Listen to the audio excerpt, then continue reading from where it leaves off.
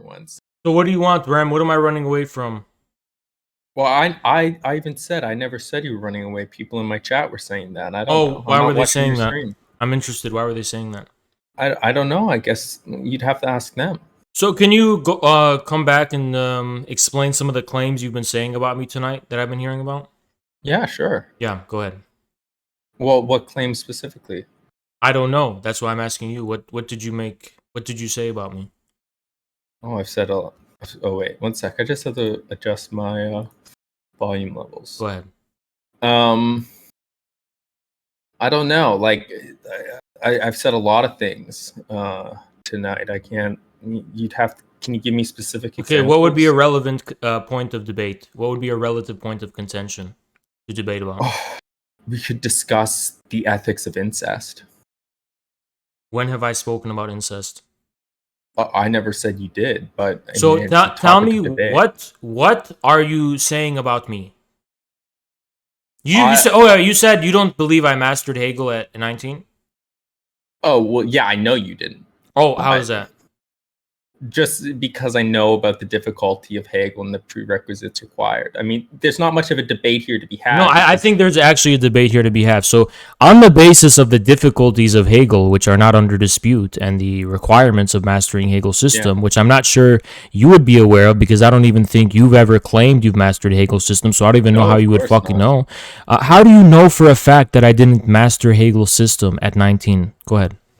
I guess I can't know for definitive. You can't. You really can't. So why don't you just shut the fuck up about it and stop telling people? I can make an educated, informed guess based on... But you didn't say, I don't think. You said there's no way, and he didn't. I can say that based on the type of people I know who are familiar with Hegel, these people who have really mastered Hegel tend not to act like man-children. Wait. So you're assuming... So that's hold on. So you're assuming based on the character and temperament of people who you know have read Hegel and you trust it. What does that have to do with how someone is going to act specifically? Do you think Hegel is some kind of cultural prescriptive thought guru like Jordan Peterson? He tells you how to talk and tells you how to act and things like that?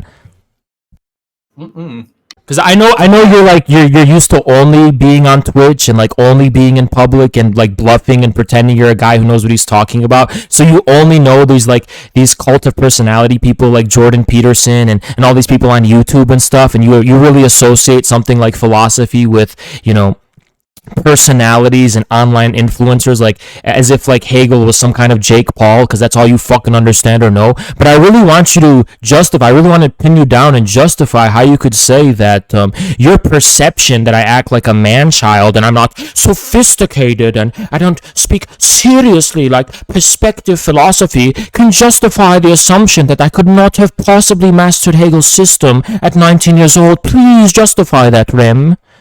Yeah, I mean, in order to do that, you'd have to be probably like a child prodigy. And if you have actually mastered Hegel, I mean, presumably you wouldn't be spending your time acting like, a child on Twitch. Wait, why? Wait, hold on. A ton of money publishing books on him. What are you spending your time here for? So, go actually... Rem, have I written books before? How many have I written? And if I have? I said I don't think you have. You don't think I've written books? You've written books? Yes, I have. I just didn't release them publicly. Yes, I have written books. I would love to read one of your books. Well, I don't want a sniveling pseudo-intellectual like you anywhere near my books. Yeah. Okay. But so Rem, so you've written books, but you won't allow someone like me to read them. Absolutely not. No. But anyway, let's continue. So Rem, so you think that hold on. I want to pin you down on this since you're such a philosopher. You can't actually sit here. Rem, let's be philosophers and let's focus on the meat and potatoes about since you're in philosophy, I want to put your philosophy to text.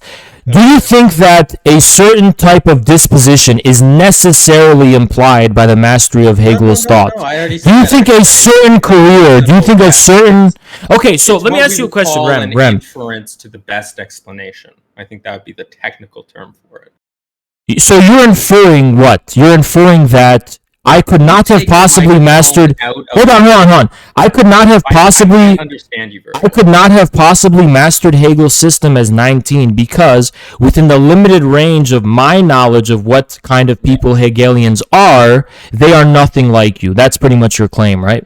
Well, yeah, so that's part of it. Another is that I don't know why you'd be spending your time on Twitch acting like a baby.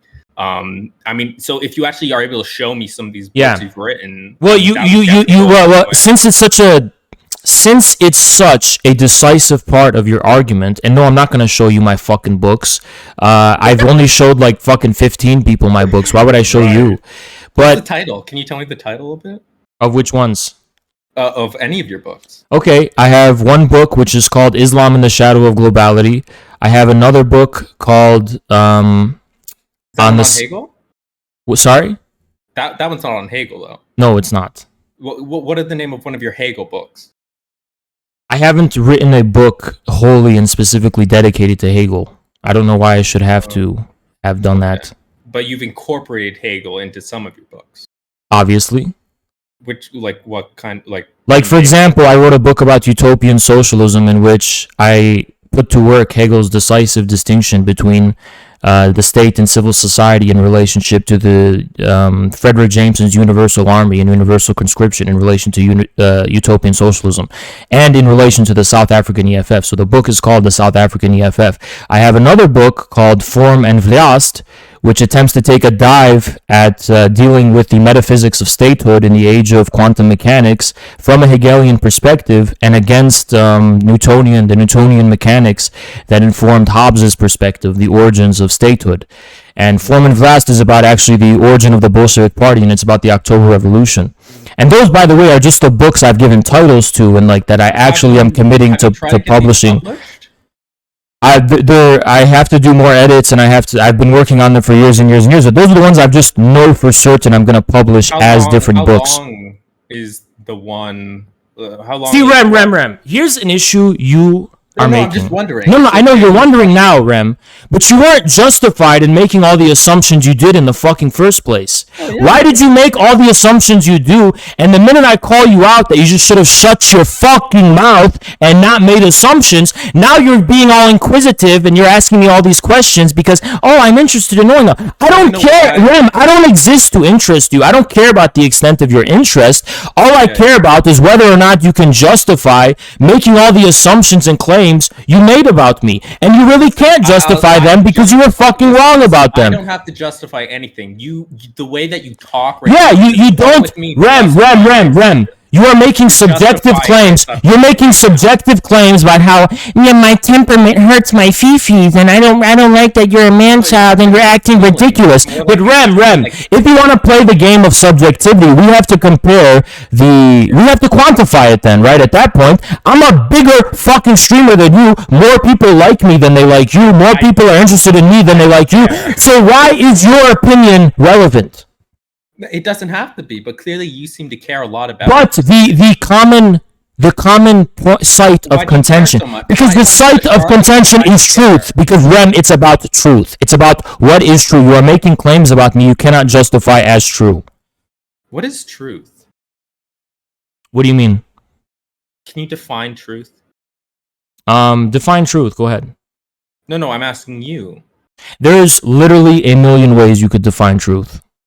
Well, what is your theory of truth? I am using truth colloquially right now. I'm not interested in having a philosophical discussion with you about truth right now. Do you not know what I mean by true? Wow, are you not? Do you not know what I mean by true? Well, I don't know. There's many ways. Like you said, there's many ways. I know. I understand. So when I say you are saying things that cannot be justified as true, yeah. What do we mean by true there? In this context, what we mean as true is whether or not the form of your reasoning can be shown to be consistent with your conclusion. Whether your reasoning, whether your line of argumentation can actually justify the conclusion you draw. In this context, that's all it means. That's soundness, not consistency, but I think I understand what you mean. When it's not soundness, it's consistency. Well, no. I mean, I feel like we should care about the truth of stuff, right? So we need to be careful with how we're using our words. So can you justify those claims as true? Why would you say something to the... so why would you say something that you can't justify as true? Why would you say it? Oh no, I mean, I feel very justified in saying it. But the justification you have given me, Rem, Yes. was your subjective feeling that I'm a man child and that I'm yelling all day and that a Yeah. person who has read Hegel would not be doing that. But you haven't justified why we should agree with that.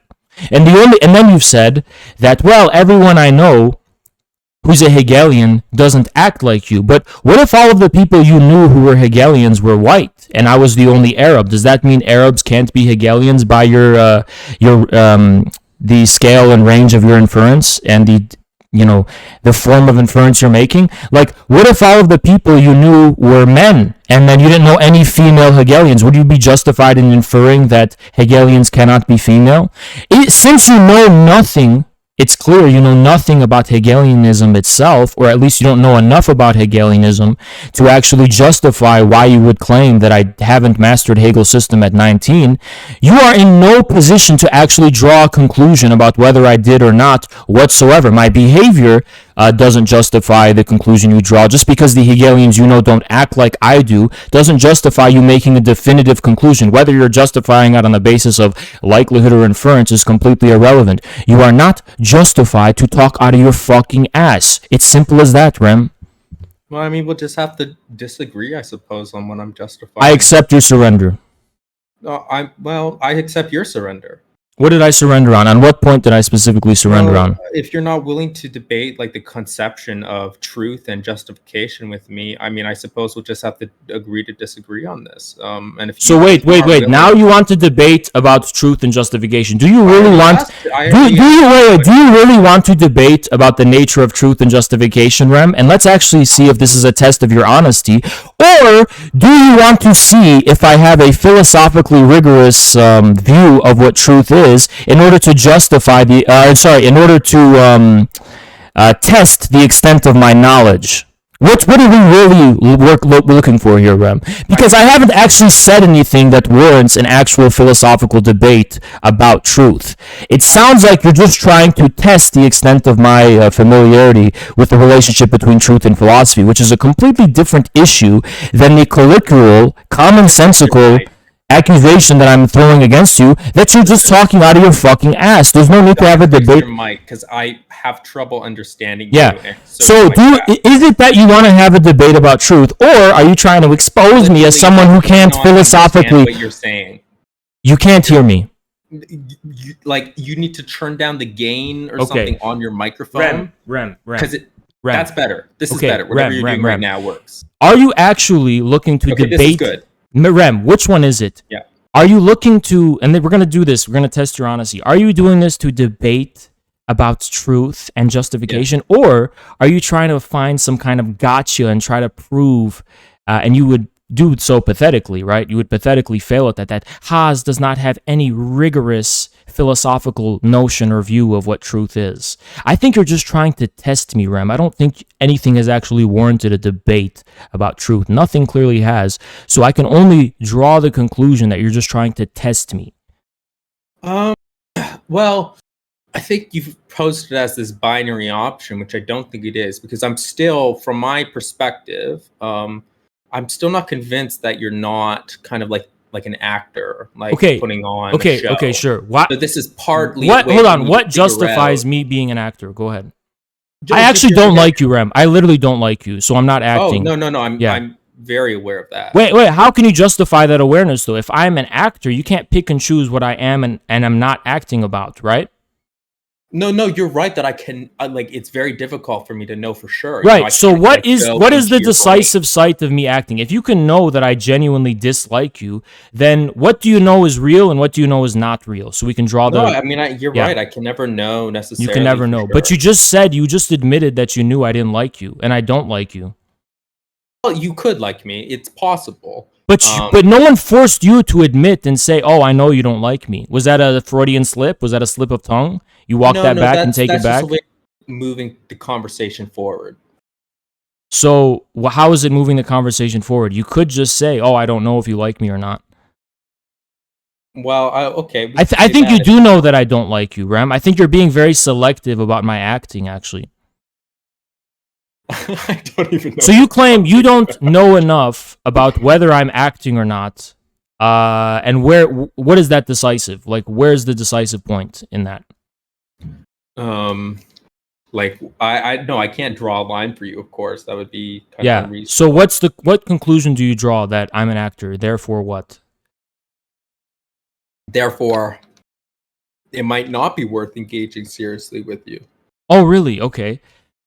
So why are you talking to me in the call right now? Oh, well, because it gives me viewers. Right, of course. Yeah. Well, at least you're honest in that regard, Rem. Well, what I even said this before. You think I'm actually talking to you because I'm trying to Rem. So your copium strategy is basically to say that, well, listen, Infrared, are you going to talk to me about the nature of truth? Since I'm scared, well, all you have to do is answer my fucking question. Are you interested in debating about truth, or are you interested in testing me, Rem? Answer that fucking question and stop being a pussy. Answer that fucking question, Rem. Are you interested in debating about truth, or are you interested in testing me? Are you interested in debating me about truth? Because if you're interested in debating me about truth, you have to justify why. Why do you want to debate about truth? What have I said on the nature of truth that is a point of contention and debate and is worthy of debate? We will begin there. Well, any claim that you make is going to be a claim that follows a certain understanding of truth. And so by the way, Rem, for example, if I said you're not right, you're not correct, you're fucking wrong here, Rem. You know what, Rem? You are fucking wrong about that. You're literally wrong about that. Rem, actually, there is a huge discontinuity between the method by which people consciously and explicitly justify their concept of truth philosophically and the functional and practical reality of the truth claims and claims they make. Like, there's a difference between what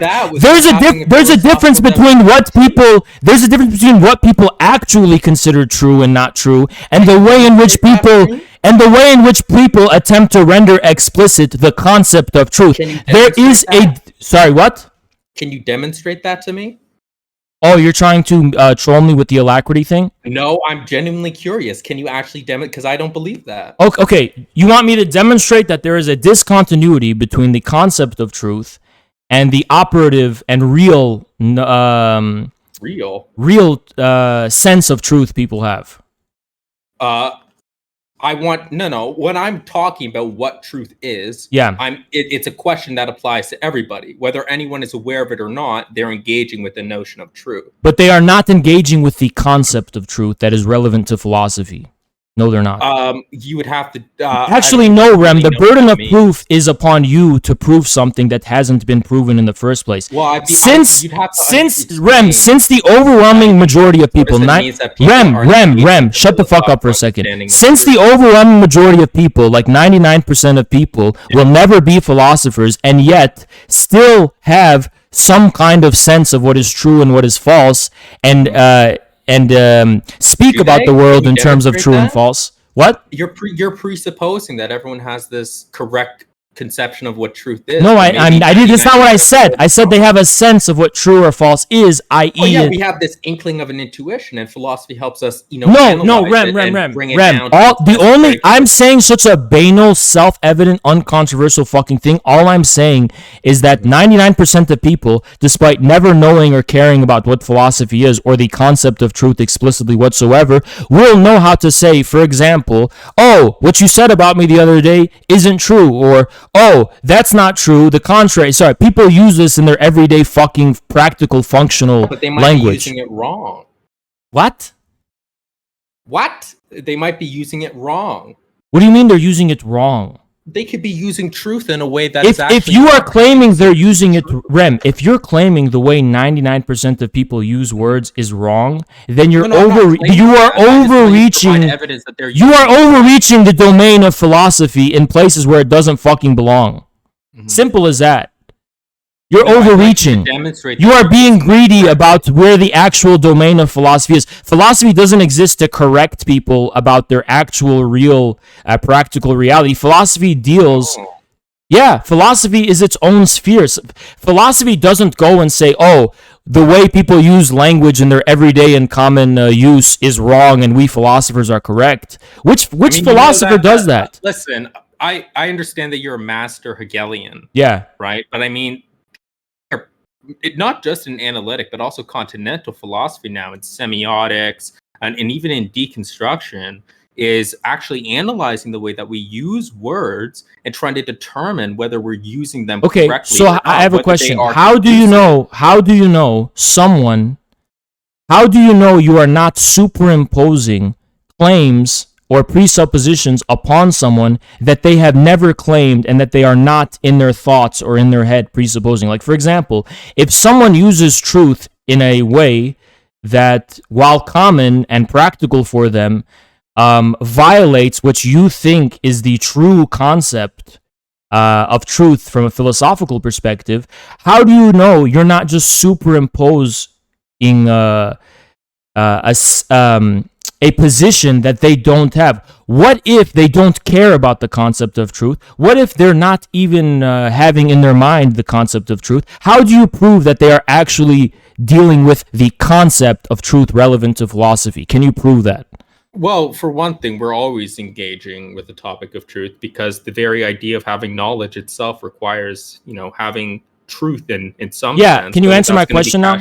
Yeah. Can you answer the question? I am. That's now that you just avoided the question by saying that it's not under contention. Actually, there's this thing where you just Rem. It is not under contention. It's not under contention that truth is necessary for knowledge. The question is, in an everyday, ordinary, and common context, can you prove to us that everyone has the concept of truth? That the concept of truth relevant to philosophy is what is conditioning and premising people's sense of truth in the ordinary context. Can you prove that, Rem? Please prove that specifically.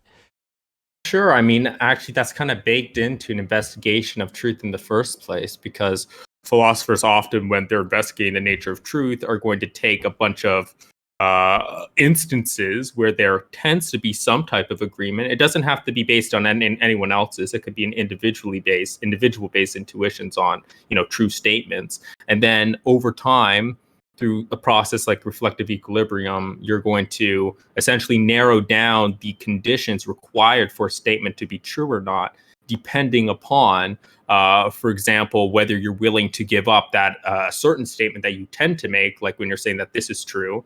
Like, for example, if I take a theory of truth that means correspondence with something out there in the world, right? That rules out a lot of things that we typically want to say are true, like that Sherlock Holmes, smokes a pipe, right? That's not something that I can point to in the external world. So that's an instance where, I might have to weigh whether I really value those types of truth claims over other ones that are more ordinary truth claims, such as, there's a cup on my table, for example. So we start from, of course. Okay, you have proven. I'm answering your question. No, you're not. You're not. Because what you have. Am. Okay, go ahead, Rem. Finish. Yeah, thank you.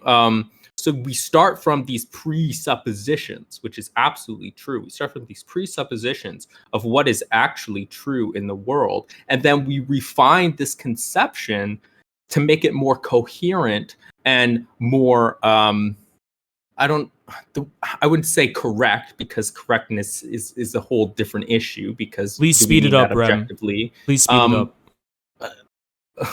Well, I thought you wanted to have a serious conversation on. Well, we're not, because you're avoiding my question, and I can demonstrate why you've just completely avoided my question in its entirety. There is not one fucking facet of your response that addressed my question. You have only pointed out that philosophers attempt to take as their object the ordinary use of truth and begin from there.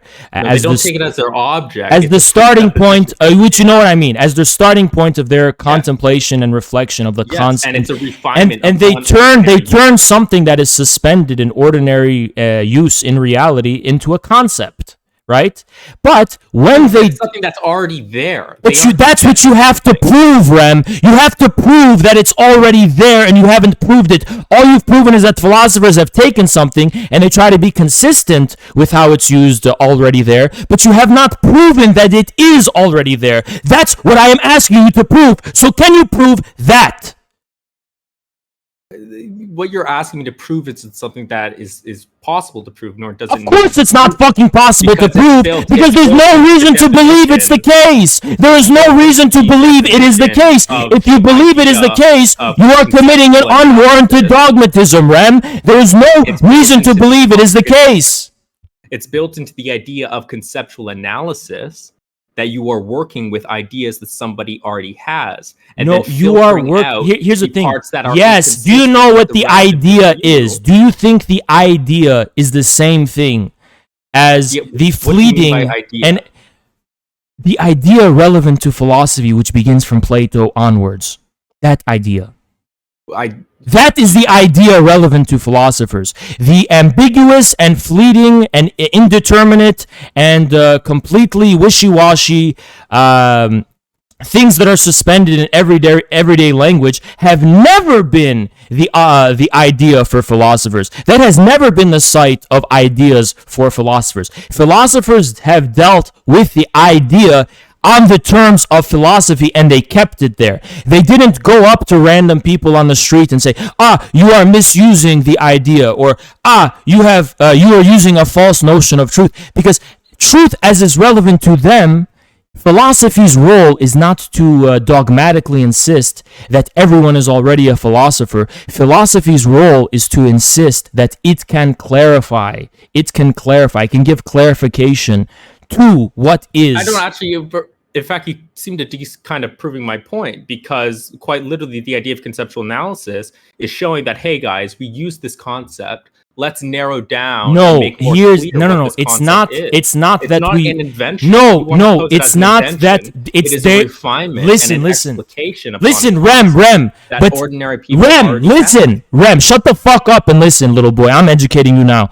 Rem. Oh, yeah. When you turn it into a concept, though, that's the thing. What do you turn it into a concept? What does that mean? It means you cannot treat it as though it is the concept relevant to philosophy already. Turn something into a concept. What does that mean? You want to talk over me again, little boy? Or you want to fucking hear my response? You keep saying I'm doing something. Explain what the hell it means. Explain what the hell it means. You know you sound like Jordan Peterson, right? But anyway, Rem. Both Canadian. So yeah, anyway, Rem. Let me explain it to you again. What does it mean to turn something into What does it mean? What is it? You want me to fucking respond, or you want to keep talking over me? Oh, are you going to answer it? Yes. Okay. It means that something suspended in reality is now put within the frame of conscious, explicit, and conceptual thought. You are turning thoughts that are not necessarily conceptual thoughts relevant to philosophy into objects of inquiry and relevance and investigation for philosophers. So to turn something into a concept, so to speak, is to make something relevant to the domain and sphere of philosophy. That's all it means. The way philosophers treat things is because the way philosophers are going to treat something is going to be different from how ordinary people treat it. Well, what do you say then to like ordinary language philosophers who don't actually do anything that you're describing, but still try to explicate the concept by actually treating it how it is? Because ordinary language philosophy is a farce. That's why. That's what I will say to them. Oh, I see. Yeah, it's a contradiction in terms. It's a contradiction in terms. That's my position on ordinary language philosophy. Okay, so going back to your idea, so what is this fleeting domain that you're talking about? Are you talking about like the direct? It may be the sphere phenomenological experiences. It can be the sphere of phenomenology for Husserl and later Heidegger, or it could be the object relevant for psychoanalysis. Do you think that Husserl was a good philosopher? I don't think Husserl was a philosopher at all. Why? Because, again, for me, philosophy ends with Hegel. That seems like a very arbitrary line to draw, doesn't it? Well, it's not arbitrary. What about it's not a very uncommon position either to hold that Hegel was the last philosopher. Like, for example, not if you're an online LARPer, I agree, but what do you mean, not if you're an online? Literally, you think I'm the first person to say Hegel was the last philosopher? There are many people in Discord philosophy servers who say similar things. Was Foucault a Discord philosopher? Foucault. I don't know. I don't know Foucault. Well, Discord I've wasn't never met him. invented in this time span in which he lived, so are you sure? No, I think Foucault's still alive. Foucault is still alive? Yeah. Him and What? Chomsky had a debate like last year or something. I did not know that. No, he's not fucking alive. He died in 84. What are you fucking talking about? So what was the point in saying that? You actually bought him for a second. I'm not keeping tabs on. I mean, like people like Alain Badiou are still alive, for example, or as far as I remember. But I think so. I'm not keeping. So what? I'm not keeping tabs on the lives of French philosophers. There's plenty of people that I thought were dead ended up still being alive before. So why would I? Why is that a relevant point? It's not. I was just okay. It was Foucault a Discord philosopher? I don't know. I don't know Foucault. Foucault said that for any thinker, for any philosopher, Hegel will be the last. All roads lead to Hegel. That's what he said. It's the position of virtually every Marxist that Hegel was the last philosopher. But yeah, there are also people who say Plato was the last philosopher, and that everything are just footnotes on Plato, including Hegel. Okay, but the whole point is that after Hegel, you are outside of philosophy. That's the main point. After Hegel, you are using different definitions of philosophy. Then after Hegel, you are no longer within the sphere of philosophy proper. So every single philosopher on Earth, except for strictly specific Hegelians, are not philosophers. No, Hegelians are not philosophers either. They are disciples of the last philosopher, Hegel. Oh, I see. So there actually aren't any philosophers at all. Wait, Rem? Did you study elementary logic or whatever? Like, if I say Hegel is the last philosopher, that doesn't mean Hegelians are philosophers. What is wrong with your head, dude? Well, if you completely take on all of his ideas, that presumably maybe you could. It still doesn't make you Hegel. It still does not make you Hegel. Taking on all of that doesn't make you Hegel, but I mean, just being a person, it's the ideas that you have. It's not. No, it doesn't. It would make you the disciple of the last philosopher. It would not make you a philosopher. Hegel is the one who arrived at those insights in the first place. Everyone else is just studying them, so that makes him the philosopher. Do you know what a philosopher does? A philosopher is the one who... A philosopher doesn't just study philosophers. A philosopher actually engages in philosophy. Oh, yeah. By studying Hegel, you are not engaging in any new philosophy. You're not even engaging in philosophy proper. You're just studying a past philosopher. Do you think that... so you think that every single philosopher on the planet right now is not a philosopher? Well, you just worded that as though it's an absurdity. If we presuppose that they are philosophers, obviously it's an absurdity to say that they are not philosophers. Sorry, let me restate it then. You think everyone who claims to be a philosopher and is paid to be a philosopher... Full of shit, yes. I do think they're not philosophers. Very interesting. Yeah. I have a similar position about mathematics, in that anyone after Why do I care? Not a mathematician. Can you demonstrate why I should care? Let's stick to the main potatoes. I can't really demonstrate that because I think that philosophy ended with probably Herodotus. And Herodotus No, Rem. You're trying to troll because you just got your fucking ass handed to you. I exposed you as a fucking fraud. But let me entertain you, Rem. If you really want to maintain your little point with you trolling, why? Why is he the last philosopher? Who? Oh, Herodotus? Yes, Herodotus. Why is he the last philosopher? You're assuming there's no person to truly engage with philosophy proper in the way that he lived. Why? Okay, will you not interrupt me while I actually try to seriously explain? Go explain. So, in the last days of Herodotus's life, he was incredibly sick, and he continually refused to take any advice from doctors or any medicine from doctors because he believed that as a philosopher, he essentially knew better than these trained, who were trained in like the Alexandrian sciences, the four humors and whatnot. And committing to his philosophical cause and these fundamental beliefs, he put himself in a bathtub full of horse shit and basically boiled to death in hot horse shit. And I think that you can't really top that. Okay, so actually, Rem, and Rem. So at this point, you've conceded to me, you've surrendered. You're just trying to troll. That's not a joke. That's actually true. Okay. So let's pretend you're being real, right? No, that's real. Yeah, no. Let's pretend you're being real about the position You don't believe that's true? No, but that you're qualifying, that you sincerely believe this makes him the last philosopher. Stay on learn Logic 101, please. I'm not disputing whatever story you just told being true. I'm calling into question whether you sincerely believe this qualifies him as the last philosopher. So, Rem, this actually would not make Herodotus the last philosopher. It may just make him the most ethical philosopher in your view. No, in the I history think of philosophy, the last, or the most has done that. What? He had a complete system that allowed him to live in a way that he just completely surrendered to his life. But that does, but guess what? Philosophy is, while ethics is a part of philosophy, it's not the same thing. So you have to actually demonstrate. No. Yeah. The fact that Herodotus didn't think that is quite literally why he is the last philosopher, because people who think otherwise are now no longer engaging in philosophy. And, okay. Then let me ask you a question. How does this qualify him as the last philosopher as regards to the fundamental question and essence of what philosophy is?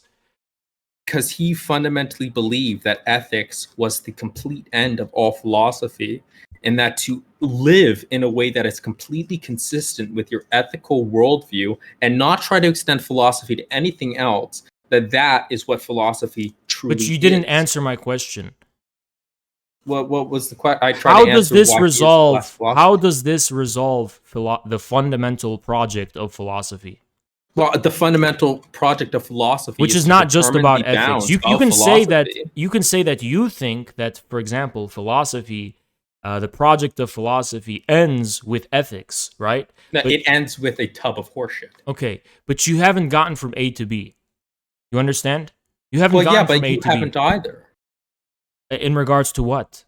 Like your notion of what philosophy is not somehow more justified than mine. Okay, so what's my notion of philosophy? Well, it's presumably whatever Hegel did and no one else can do since. That's actually not true. So there is something that more people can... There can be another philosopher. No, there cannot. Okay, then how is what I just said false? Because the reason I'm saying, and other people say Hegel was the last philosopher, is not just because they're saying Hegel has the best or only philosophy. It's that no. I know. They believe Hegel has concept it is. Hegel has resolved the question, the fundamental problem of philosophy. What is that problem? The problem of philosophy is the relationship between thinking and being in the form of the idea, the Platonic idea. No, I just disagree. Why is that? I just do. I mean, I guess you disagree with my notion. But hold on, Rem. I have never made an arbitrary line where I'm saying I just think it because I think it. Well, why is that the philosophical question? Why isn't Herodotus's the fundamental question? Effectively what you're saying is, why does philosophy begin with Plato? No, I'm asking why is reconciling the ideas of thinking and being. Why is that? Not the ideas of thinking and being, but thinking and being as such itself, in itself, and not through the idea as the privileged medium. Why is that the fundamental question?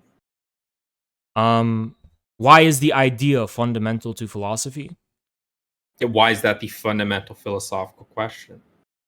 Because for all philosophers in history, actually, they are responding to the challenge set before by Plato and the Platonic idea, what this implications has. To be consistent to the Platonic idea as the privileged site of the relationship between thinking and being, that has consequences and ramifications.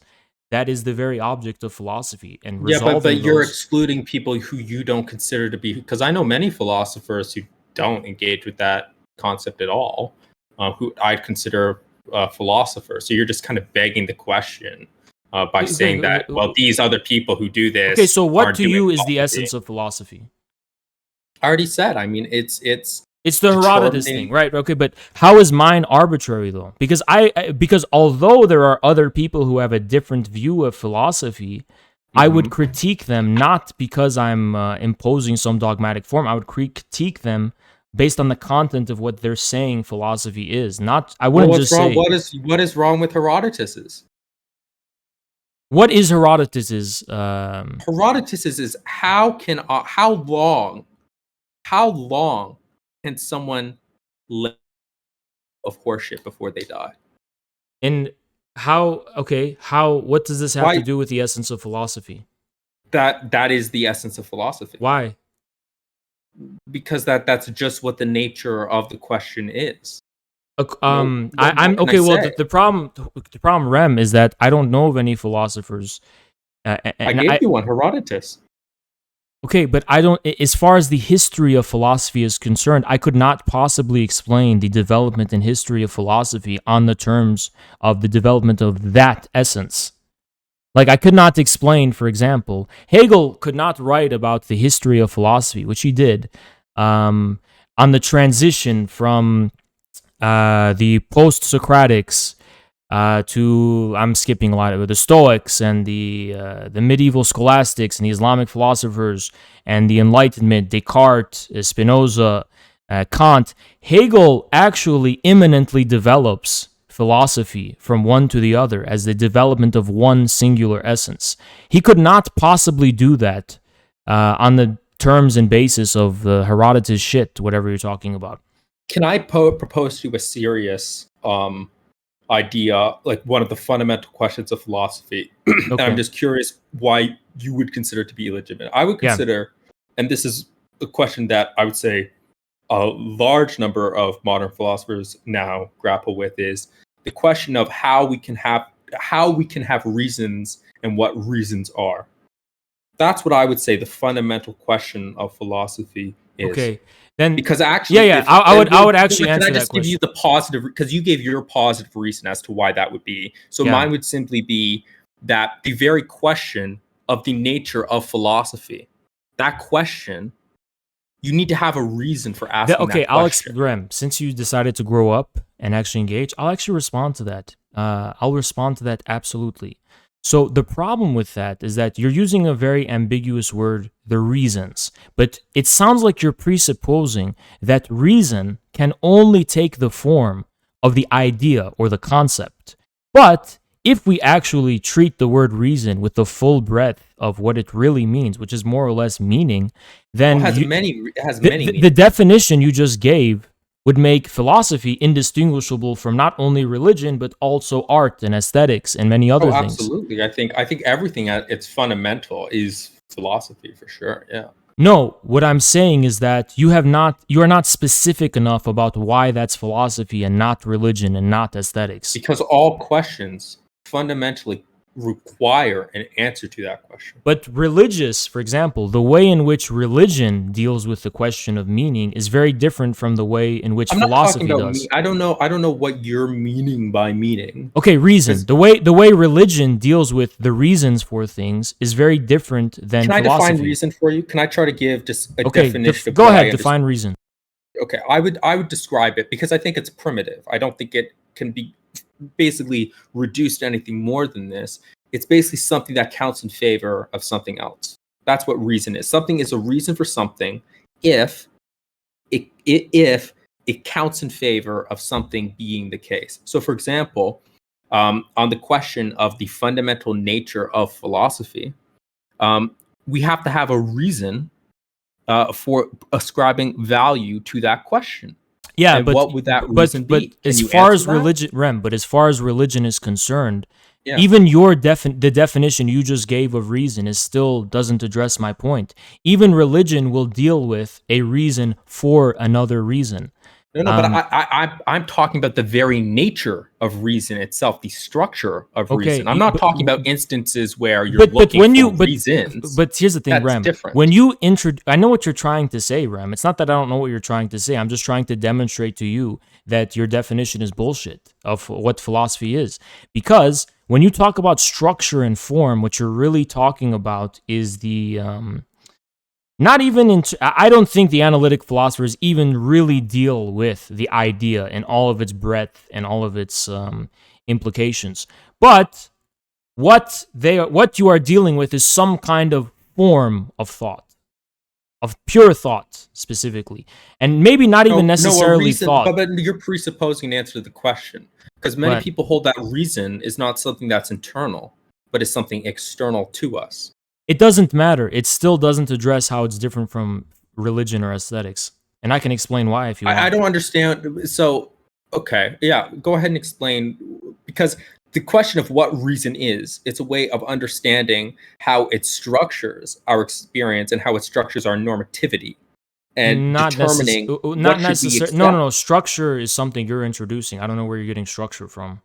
Structure is simply the way that we understand how reason plays a role in our experience. That's it. It's an analysis of how we then use reason. You're not dealing with reason, you're dealing with the understanding. I don't understand what you mean by that. Obviously, there's understanding. The understanding and reason are not the same thing. Okay, but let me try to demonstrate what I mean here. Because for everything that you're saying, I can ask, well, why? And you have to provide me a reason for that. So every question that you pose, but Rem, there's more. What I'm trying to tell you is that there are experiences or mental states or whatever you want, or relationships to being, that can be argued to be more fundamental than just conceptual thought, like a religious experience of but you'd have to give divine me a reason sublimity. To believe that. But as you've just pointed out, Rem, reason is always metonymic in the sense that it's always going to have to refer to something else. So eventually the buck has to stop somewhere, and it's going to denote some kind of irreducible intuition that cannot be expounded into the form of a completely transparent, communicable, static form. It's something that, for example, can only refer and relate to a more fundamental... So you agree it's a fundamental question of philosophy?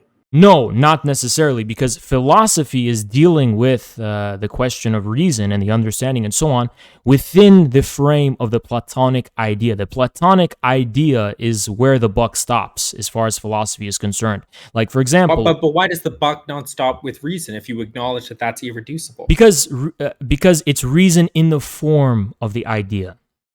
Well, what does that mean? Because if it's not in the form of the idea, then you have not separated... What does it mean to be in the form of an idea? But then it's not separate from religion, and it's not separate from... But I'm just trying to figure, what does it mean to be in the form of an idea, as opposed to what? For example, as the form of an aesthetic sense, or as the form of a kind of religious consciousness, or a religious, deep spiritual belief, something like that. I don't understand how these things... I know, because you're not really an educated person, so I can get that. Well, no, I mean, you're saying that I'm using terms vaguely, but I would say that... Yeah, reason is reason does not only take one form. Well, you've acknowledged that it's irreducible. It's a fundamental part of our experience, but you want to say it's not the most fundamental? There's something more fundamental than that? You're saying reason is the most fundamental part of our experience? I don't. Okay, well, but by your own admission, reason refers to something beyond itself. Reason cannot have... No, it could. But that's the topic of investigation. It always does. Whatever form you may isolate and call that reason, that form necessarily must refer to something beyond itself. Well, no, if it's something that's purely... No, but you've already acknowledged... Okay, so can you tell me if product of intuition, so it can't. It's indefinable. It can't refer to something beyond itself. I agree. I mean, no, it does refer to something beyond itself, and that very something is the object of the intuition. But if it is the object of the intuition, then it's referring to itself. It's not... What do you mean it's referring to itself? You said to me that it's something irreducible and something that we just intuit, right? I said reason is that? Yes. No, I said reason eventually has to stop. The buck has to stop somewhere in the chain of reasoning. Okay, I don't mean reasoning as in like rationality. I'm using reason in the form of counts in favor of. What counts in favor of? That's not, I've said that multiple then times. you're not, if you're saying counts in favor of, it's not necessarily reason anymore. It's more like I'm not using reason. verifiability. Then it's a question of justification and verifiability. It's not necessarily the same as reason. No. Any question you ask, I can ask you a reason for asking it. I know, but that's still not specific enough to define what reason. You don't even know what reason is. Let me give you an example. You know modus ponens? I know what? Modus ponens? No, what is that? Weren't you accused of me of not knowing basic logic? Yeah, I don't. I'm not a logic Modus board. ponens is like the basic logical axiom, which is basically if P, then Q. Yeah, I don't deal with the PP stuff. I think that's just math. It's not really philosophy at all. Have you read Science of Logic? Yeah. You know Hegel deals directly with that. With PP? He deals directly with logical axioms and stuff like modus ponens. But he doesn't deal with the PP and the PQ and the QQ or whatever. I mean, he might. Okay, so he phrases it in a different way, but he still. It's a logical axiom that it's a rule of inference. Okay, but he doesn't deal with it in this purely mathematical terms. Okay, that's analytic. I mean, philosophy. I wouldn't consider it mathematical. Like, I don't think that these are mathematical terms. I think it is. I think it's just mathematics. Okay, then if something is the case, well, you understand what I mean. I mean, mathematics is like the purest form of logic proper. So, I mean, I'm not saying there's something wrong with it. I think you're using mathematics in a way that I don't use it. I think mathematics is at its root logic, not the other way around. But okay, so I don't care. It's just completely semantical point. Okay, yeah. So I recognize that. Okay, what's the significance of modus ponens? You understand what I mean by when I say if P then Q. Okay. Yeah. If P is instantiated, then necessarily Q. Right? Yeah. If grass is green, or if it rains tomorrow, then the grass will be wet.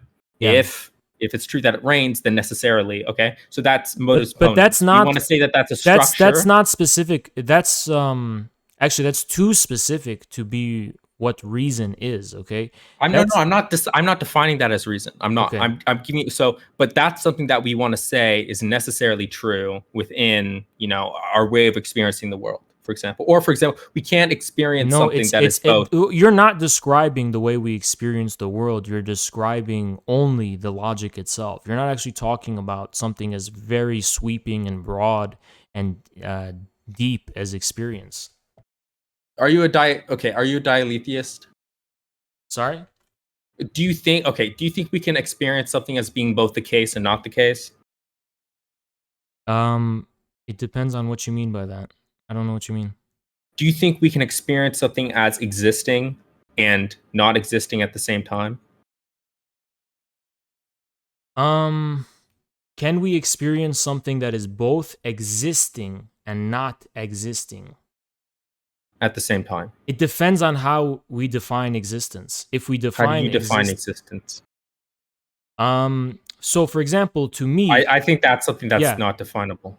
I don't know. Well, to me, for example, my conception of the existence, I'm a dialectical materialist. So for me, every existence is kind of pregnant with its own development and becoming, and thus inevitable inexistence and sublation into a higher existence, for example. So it's a difficult question, what you're actually asking me. Do you think you can experience, example, do you think you can experience an object like a cup being both red and not red at the same time?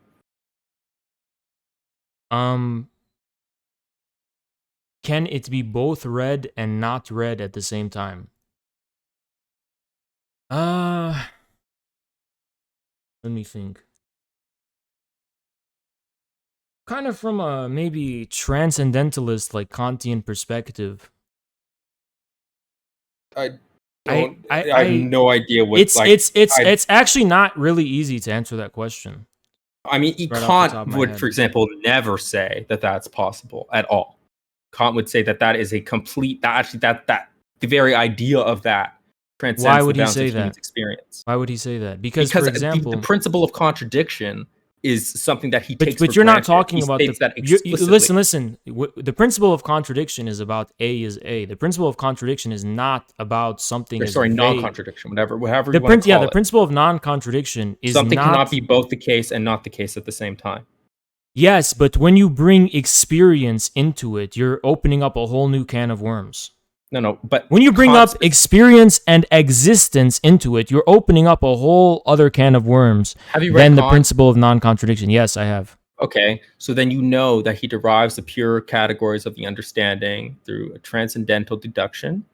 Okay, yeah. And part of this is going to be that you can't experience an object in the world. When we form a judgment about something in the world, an object, okay, we can't premise it with two things that are contradictory to one another.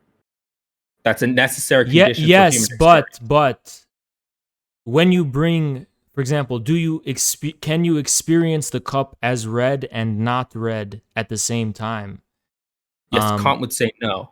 No, but that you haven't actually demonstrated that based on what you've said.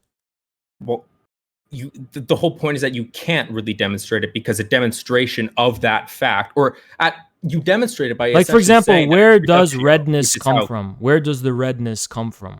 Red, again, that's an indefinable thing that we experience. That's not. But this is the whole point. This is the whole point of Kant's project, is to investigate, well, what are the necessary conditions for experience in the first place? Like, on the one hand, the reason I'm saying this is, on the one hand, you are experiencing the structure through some kind of transcendental structure. The cup. What do you mean by transcendental structure?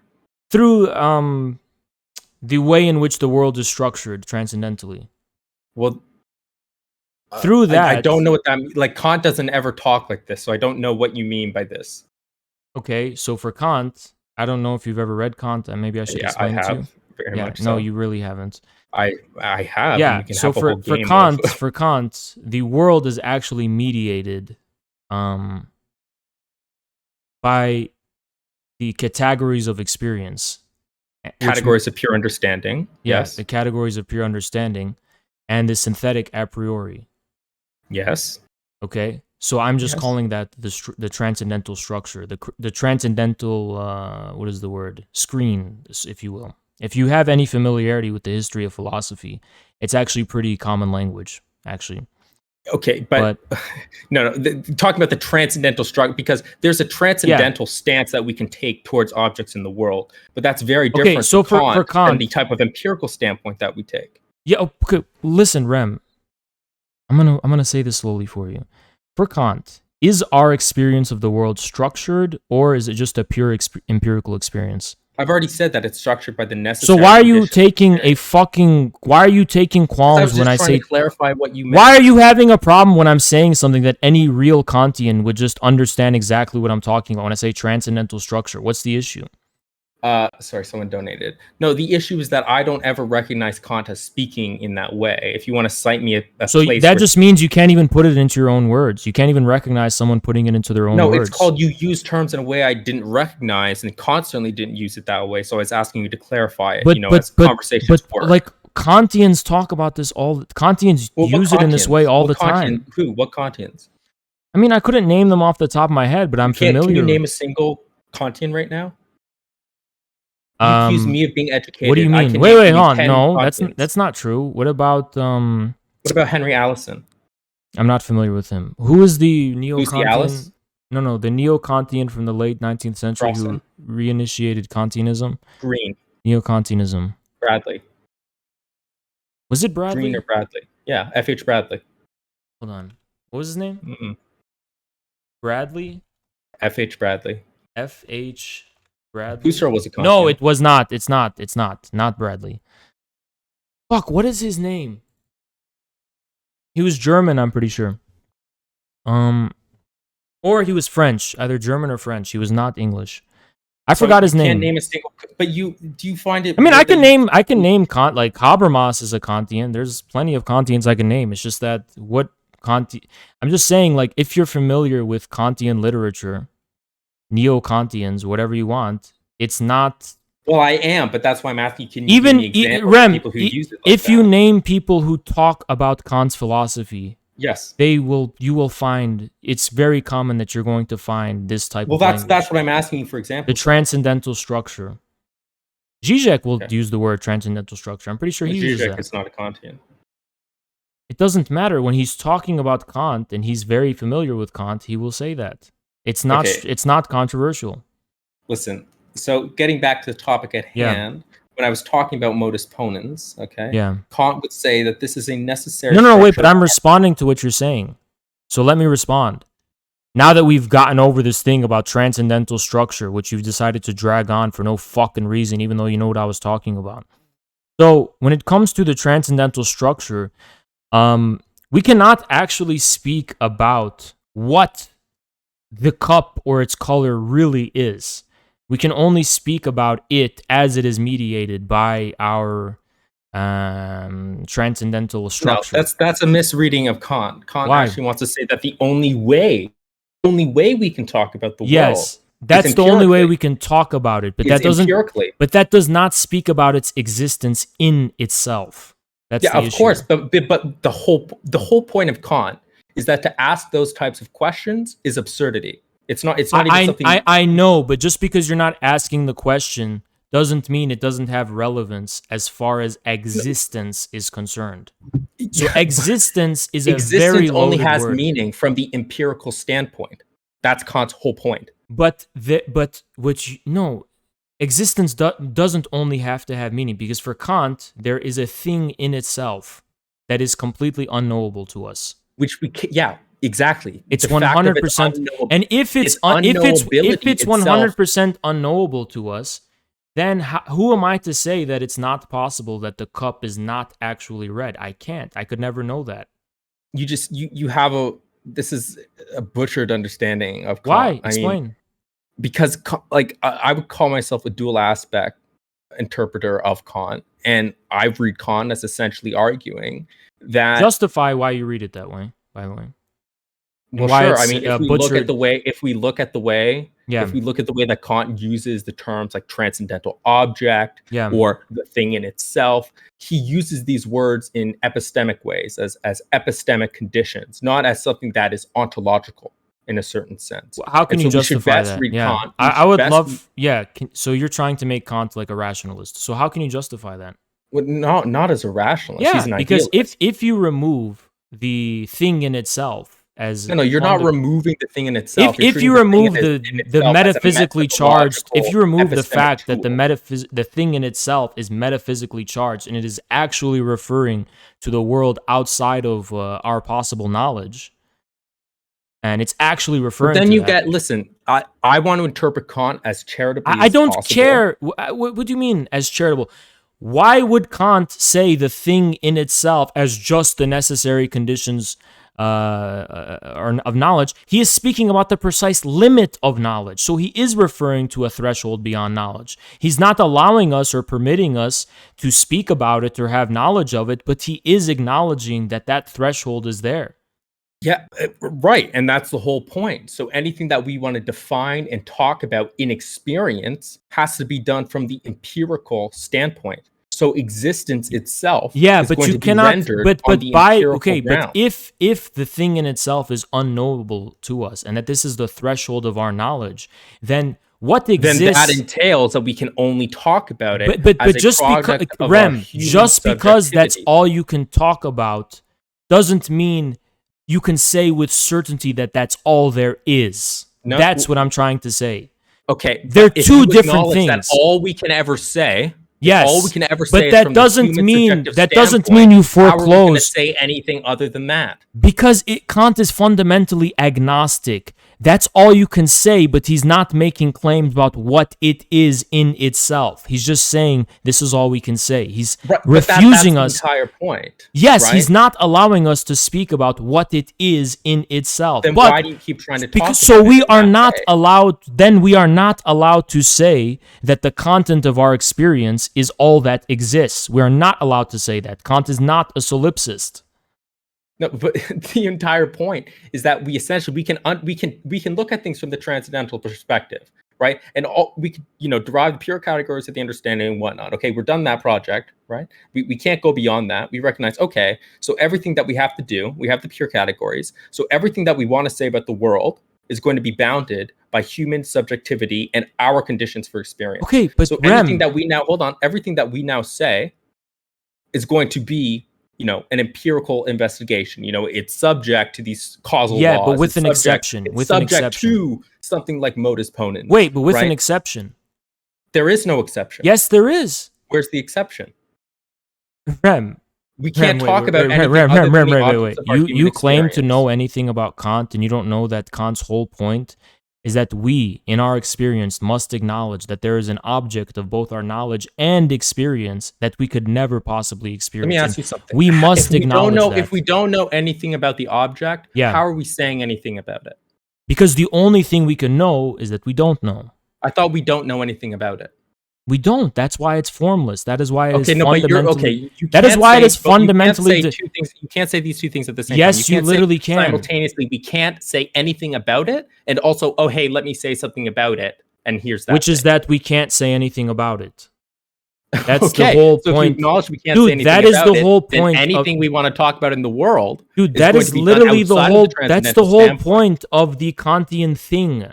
That's why it's the Kantian thing. The only thing we can say about it is that we know nothing about it. That doesn't mean we can say with certainty that the only things that exist... Certainty is going to be defined within the empirical standpoint. You don't understand that Kant's position is agnostic. It means we can never be fully certain about anything. That's why Kant says that the whole aim of his philosophy is to reconcile the the religious feeling within and the starry heavens above. Not say you're viewing Kant as this hyper pessimist.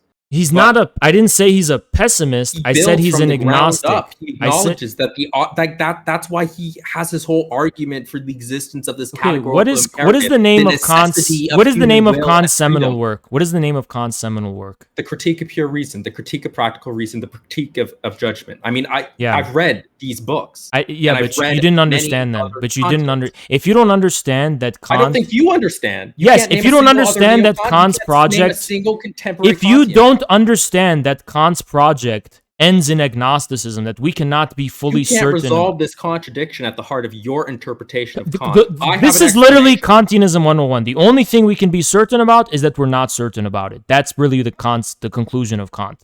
You say we can't say anything about this thing. Yeah. I agree with you. Therefore, everything that we're going to say is going to be the things in human subjective experience. Yes, I know, but the issue, Rem, is that is defined. But Rem, the whole issue, Rem, I know you like to blabber on and not get to the point. The issue, Rem, is that the things we say about our experience, we can never be fully certain about whether they accurately reflect or correspond to or are identical to the thing in itself. Can't, because you're trying to basically bring stuff from outside of human subjectivity and draw limits. No, I'm just saying you can't close the knot and say you know things for certain you don't know. Certainty is defined within human subjective experience.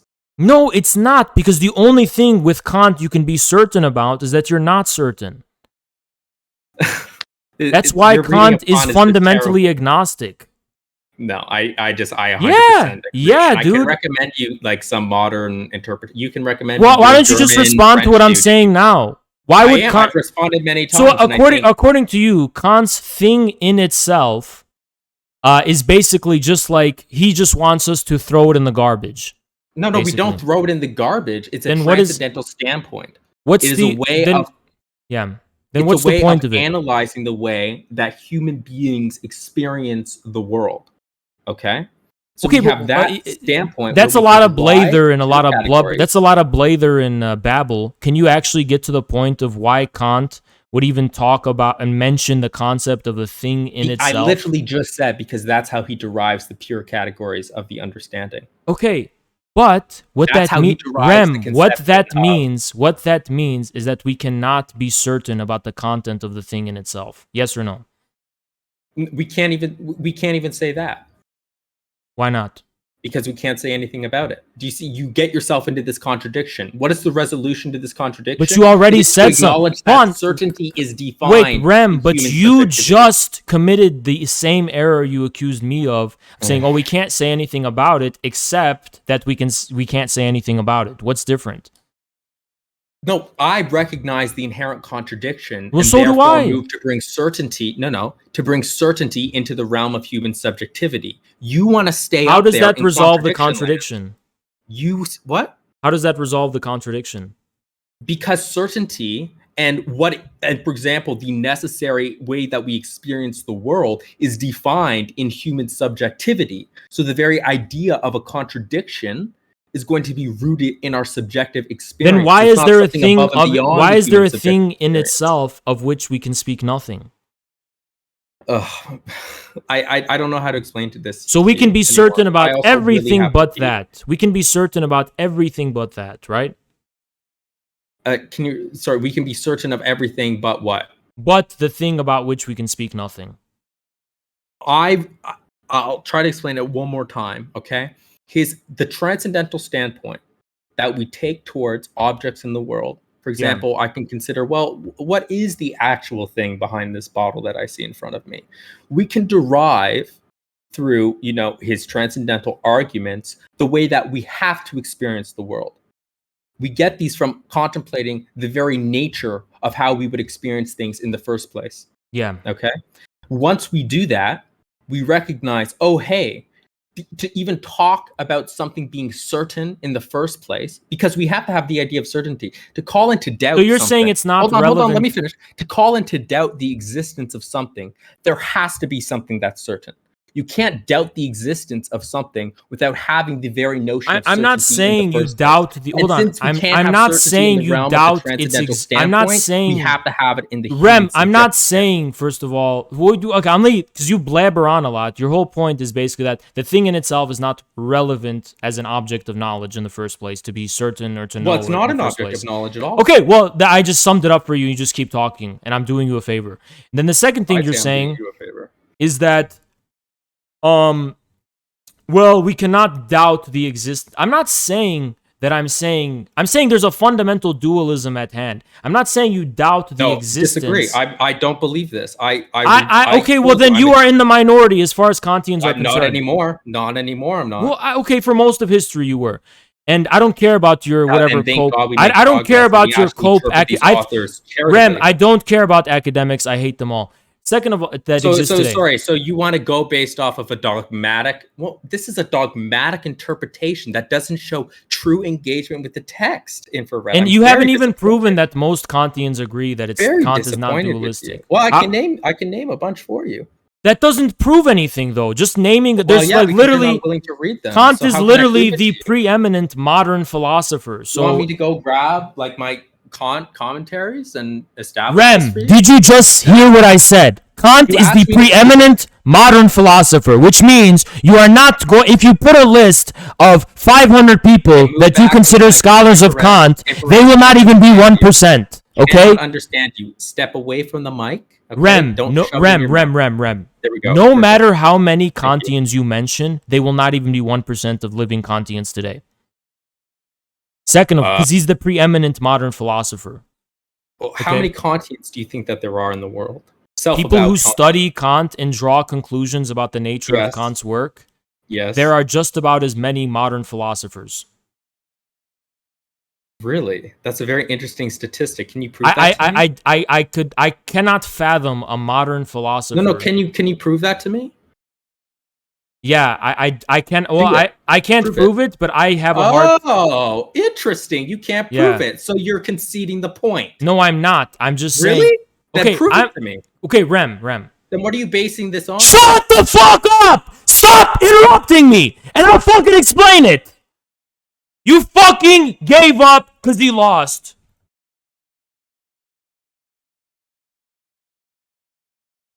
What I was gonna say is that I couldn't fathom it, and if that he could fathom it, I'm open to hearing what he has to say.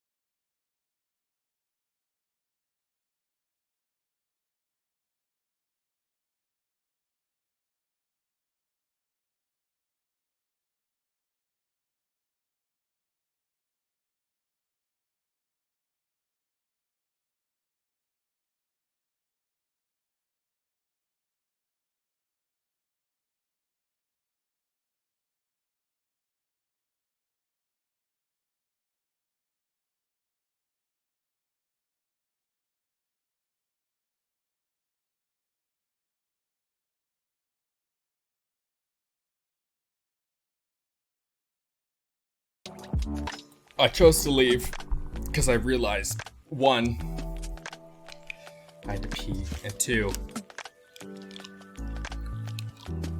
there's no real way to end that conversation, unfortunately.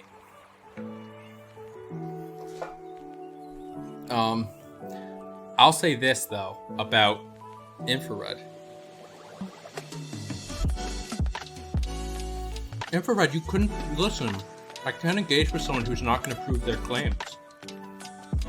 You can't make a claim that all these people are Kantians without any sort of proof. That's crazy. I won't engage with someone who's so bad faith and not willing to back up their claims. That's just not okay. I just won't engage with people like that. That's all. Listen, I'll say though, halfway through that debate, there's an inkling there. You can tell he's been indoctrinated into a very certain interpretation of Kant, but he doesn't have this is the real point. He doesn't have epistemic humility to consider that other people might have just as valid interpretations of Kant, right? Of any philosophers, right? I mean, he is just a complete and utter, like he talks about other people being dogmatic. I've never talked to someone more dogmatic than that. You know what I mean? Let me just say, hey, thanks so much, Discursive Cognition and Grey Dong, interesting names, for $10 and $15, up to $40 now. Can we hit 60 maybe? I don't know. Thanks so much for the sub, Lol Relto, Crystal Lurker, Trev, Sammy's, Captain O, Joseph Loeb, BB Hoser, Leloif, 2, Young Keppa, and I. Thank you very much for the follows.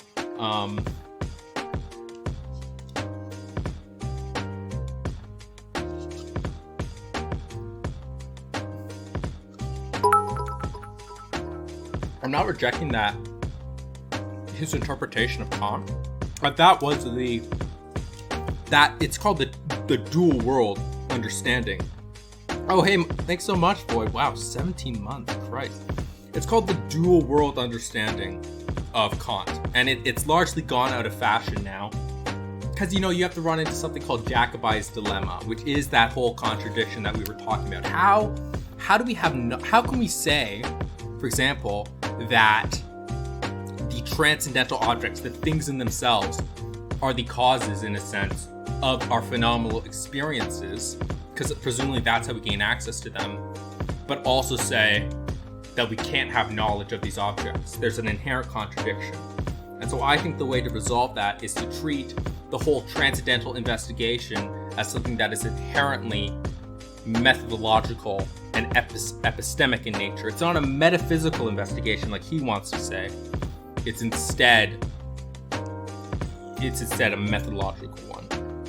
God, some people are crazy, dude. Oh my God. Christ. God, people get... I thought... Jeez, he's just spamming my chat. Like, it's kind of embarrassing. Did I enjoy that? No. I guess you guys enjoyed it though. Oh.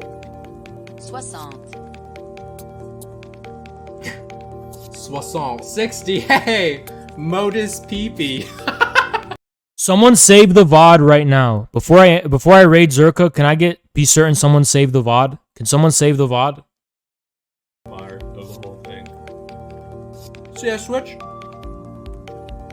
Halfway through to have like a serious discussion. And I thought we were going somewhere there for a bit, but just not possible.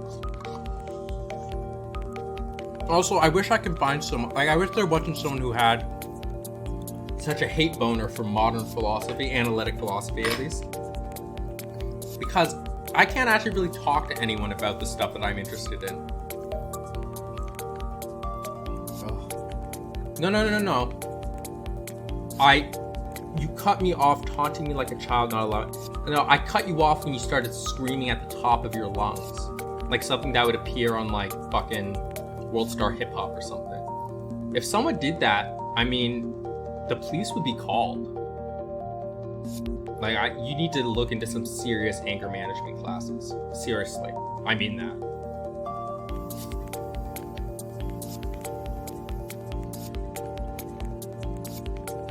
Oh, turn my music down. Yeah, sorry about that.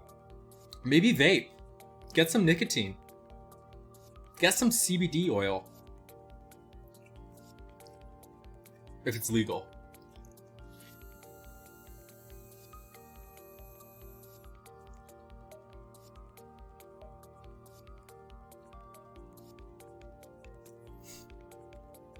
Oh yeah. Like, I think that if Infrared has neighbors.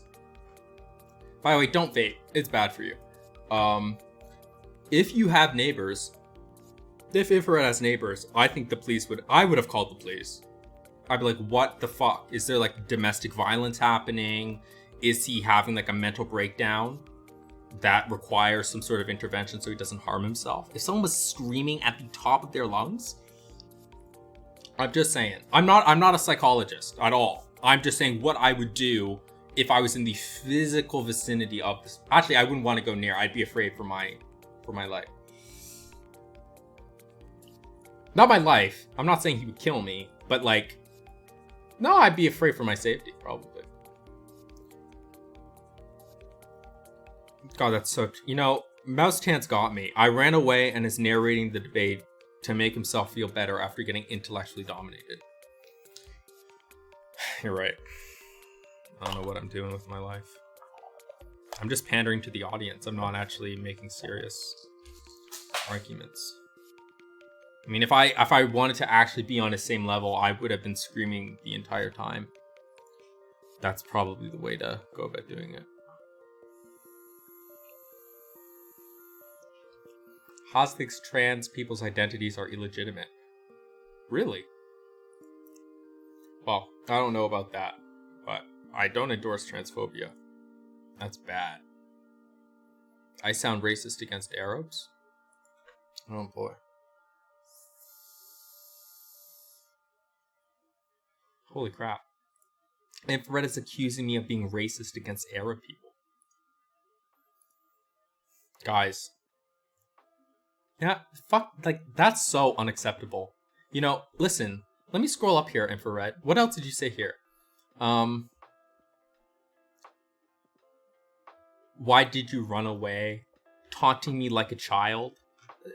What are you saying about gay people? Are you saying that gay people somehow, like, are capable of standing up for themselves and are easily going to almost behave in a way that is cowardly? What are you saying? Are you homophobic? What the fuck is wrong with you? I didn't know that Infrared was a fucking homophobe too. Christ. Crazy. Yeah.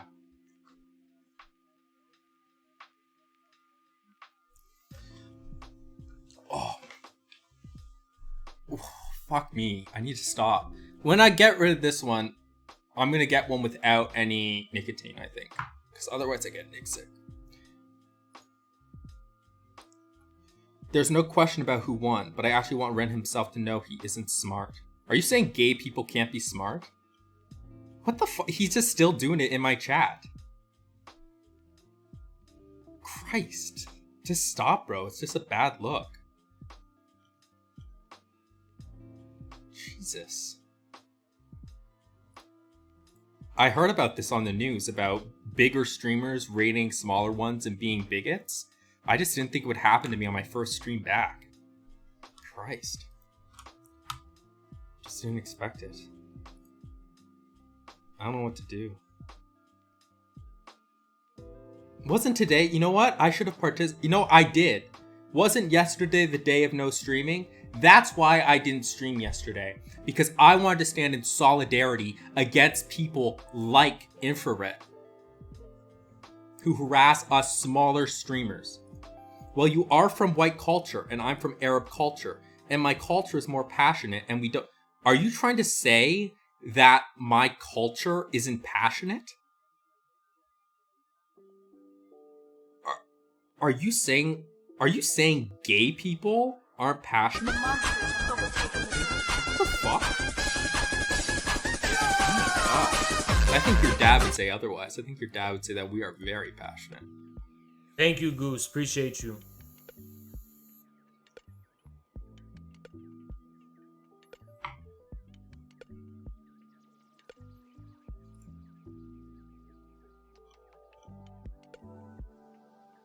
Why do you think Arabs have to be homophobic? Oh no. Arabs are some of the greatest people I have met.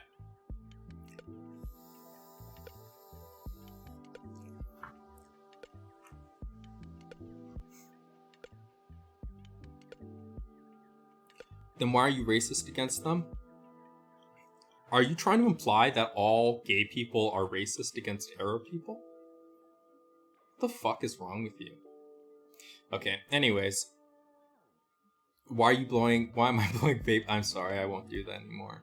Secondhand smoking is really bad. See, this is the thing, because when we started talking about like cotton stuff, like you can clearly tell he's got some knowledge on the topic, right?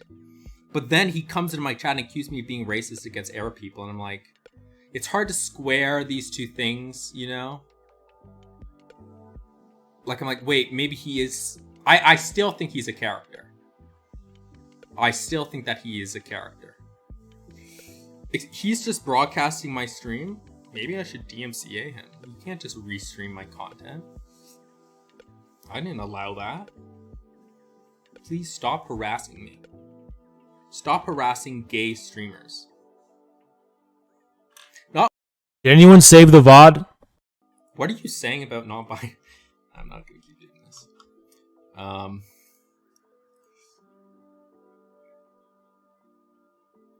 Did anyone save this VOD?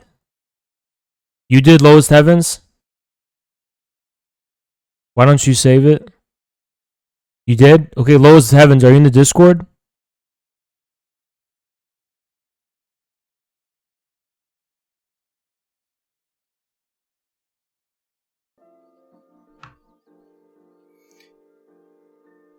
Very much depends on who I'm talking to.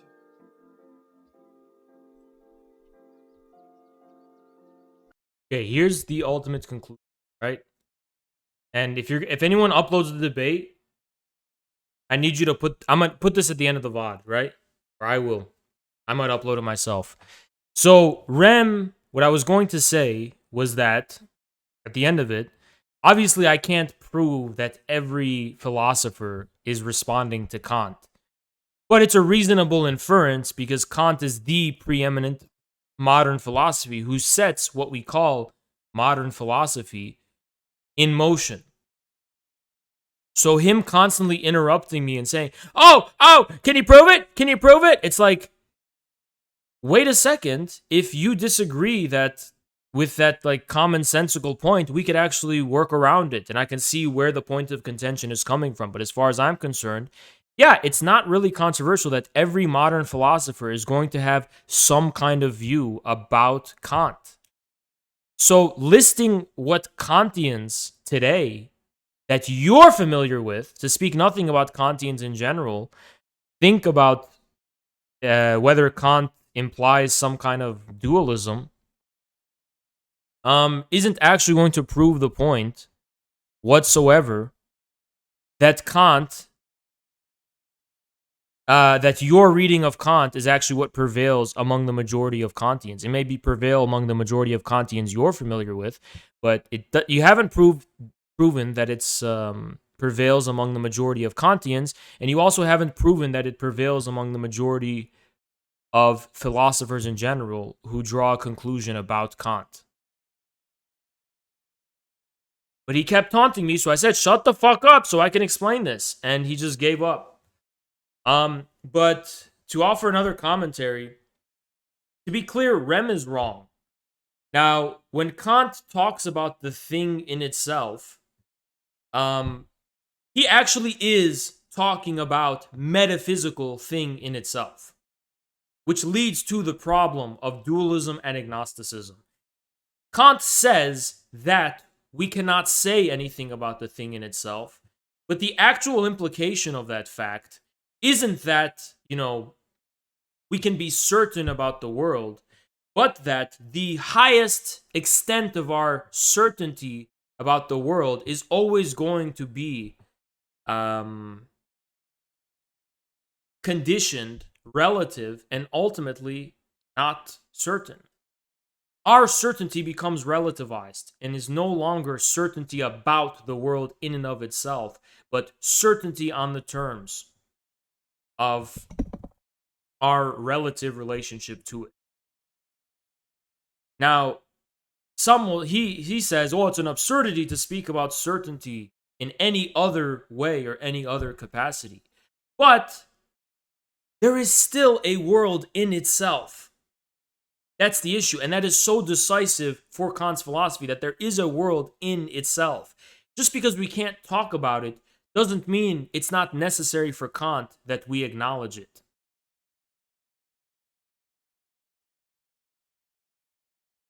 Okay, someone please save the VOD. Someone please save the VOD. Of course, Kant... Thank you, Jennifer. Jennifer_Asine donated $100. That dude is a literal grifter. You held your own as always. Thank you so much, Jennifer. Yeah, anyway, the point I was trying to make is that obviously Kant is not saying that the content of our experience is all there is. He's not saying that. Just because it leads to a contradiction or a paradox doesn't mean it's not the conclusion of Kant's view. I think it's more up to debate whether or not Kant believes the thing in itself actually exists. I'm not saying he thinks it exists. I just am saying for him, he's really referring to things in themselves. And it's metaphysically charged, that these are the things in themselves. Existence is a different thing, and that's why I said, from a basic Kantian dualistic perspective, our experience of a cup being both red and not red could very well be possible. Now, we could never know, but we could never be certain about the fact that the cup is only red. We can never be certain about that. Now, for practical purposes, we could be certain about it. And that's actually the conclusion for Kant, is that for all intensive and practical purposes, yes, that's all we could be certain of. But in and of itself, we could never be certain of. And when we're dealing with the question of existence and things' existence, we're not just dealing with, for all relevant and practical purposes to us, we're dealing with existence as such. Things in themselves as such. Now, if Rem was smart, he would actually go with the argument about existence. He would say, well, for something to exist means it has actually existence is phenomenally charged. That would be the smartest argument he can make. Existence is not... Nothing could exist in the thing in itself. The thing in itself could not be, is a matter of being, not existence. That would be a really smart argument. But I would still rebuke this argument. Because even this would be too much as far as the thing in itself is concerned. We wouldn't even know if it exists or not.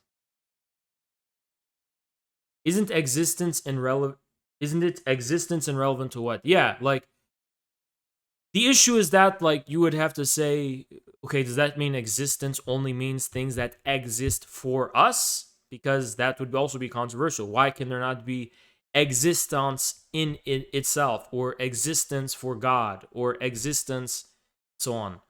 You wouldn't know. Yeah. Okay, someone save the VOD. Please, someone save the VOD. Whole thing. Someone save this VOD. Please save this VOD. And don't assume someone else is going to do it. Save the fucking VOD. Okay? Whoever you are, if you can, just save the VOD.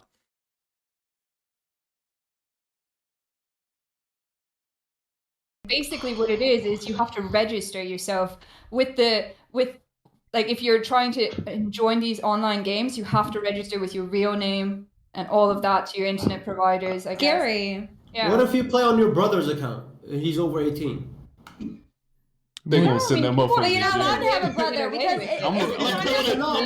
but China's only a one kid. I'll be doing. No, listen. China's only one kid. You're only allowed one kid, so you wouldn't have a brother. Didn't they change it to one channel?